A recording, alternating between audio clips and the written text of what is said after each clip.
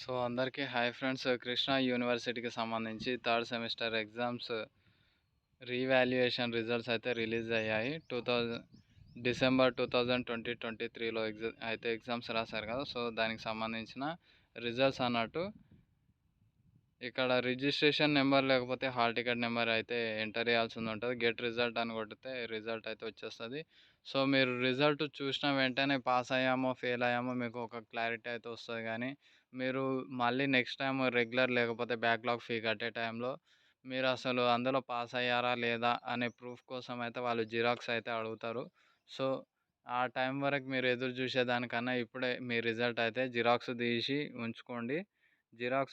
And అంతేకాకుండా screen shot favourite లిస్ట్లో దొరికే విధంగా ఎప్పుడు అవైలబుల్ అయితే ఉంచుకోండి.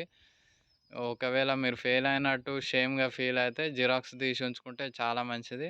ఒక 2 జిరాక్స్ కాపీలు తీసి ఉంచుకున్నా పర్లేదు.